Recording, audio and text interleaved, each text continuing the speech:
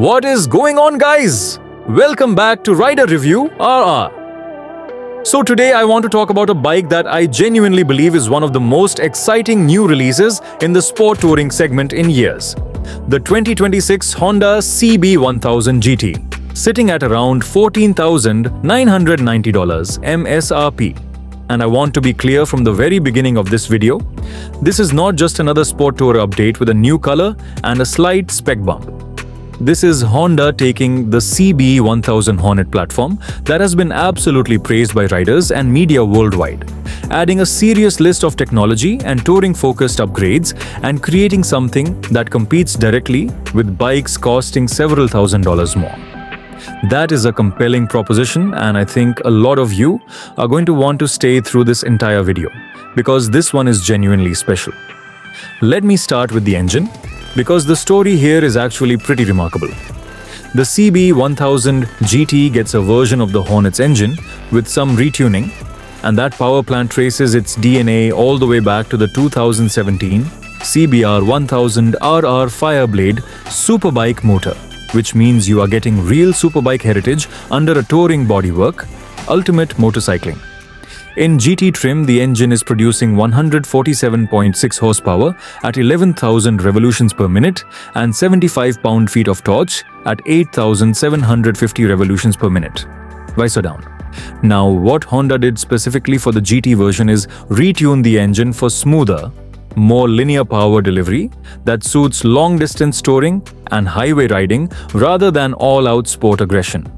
The result is an engine that still has serious performance on tap when you want it, but delivers that power in a way that does not wear you out over a 6-hour riding day. That is a genuinely important distinction in this category, and Honda got it exactly right. The chassis comes directly from the CB1000 Hornet platform, but Honda made meaningful changes for the GT application.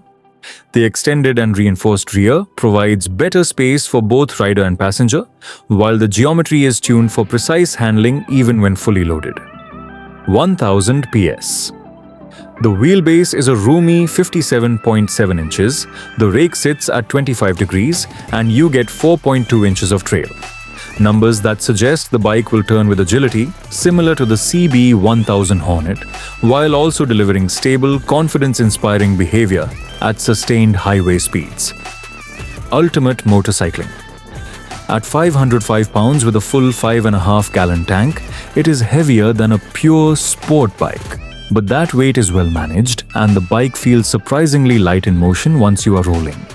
The big technology story here is the Showa EERA electronically equipped ride adjustment semi-active suspension system, which comes as standard equipment on the CB1000 GT.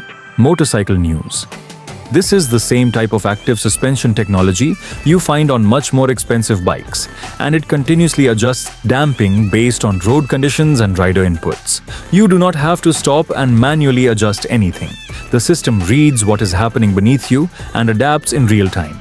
Working alongside that is a 6-axis IMU, managing lean-sensitive cornering, ABS, traction control, and 5 riding modes including Sport, Rain, Tour, Standard, and a fully user-customizable mode. Visor down. That IMU integration means every rider aid on this bike is angle-aware. So whether you are braking deep into a corner or catching traction on a slippery surface mid-lean, the system understands the physics of what the bike is doing and responds intelligently rather than just cutting in bluntly. The braking is handled by Nissin radially mounted 4-piston calipers on 310mm front discs. Ultimate motorcycling, which gives you strong progressive stopping power with excellent feel at the lever. Combine that with the lean-sensitive ABS, and you have a braking system that inspires real confidence whether you are coming into a highway exit at speed or navigating wet roads in the rain. The riding position deserves a mention because Honda clearly spent a lot of time getting the ergonomics right for long-distance riding. The seat height is 825mm and the handlebars are wide and slightly swept back, offering a position that allows for control during sporty rides and relaxation on long stretches. 1000 PS. That balance between sporty and comfortable is exactly what a good GT bike needs to achieve, and Honda nailed it here. You can push this bike through canyon roads and feel fully in control, then settle into a long highway cruise without your back and wrists complaining after 2 hours. Honda also offers 3 accessory packages for the CB1000 GT. The comfort package with a tall touring windscreen, comfort seats, wind deflectors, and fog lights. The sport package with an engine spoiler, tank protectors, and wheel decals, and the urban package with a 50-liter top case with backrest and carrier bracket. Optional Akrapovic slip-on exhausts are also available for riders who want to wake up that inline-4 soundtrack. 1000 PS. The fact that Honda built this level of accessory flexibility into the launch tells you they designed this bike with real-world touring in mind from day one. Color options include Grand Prix Red with Graphite Black, Pearl Deep Mud Grey, and Graphite Black. 1000 PS, and all 3 look genuinely premium. For American riders who want a bike that can do everything, track days, canyon runs, long weekend tours, and even daily commuting, without needing a second machine in the garage, the 2026 Honda CB1000 GT makes a genuinely compelling argument.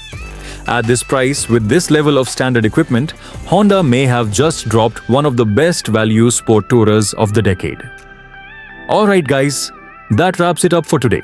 Drop a like if you enjoyed this video, subscribe to Rider Review RR for weekly content, and let me know in the comments. Is the CB1000 GT the sport tourer Honda should have built years ago? Catch you in the next one. Ride safe out there.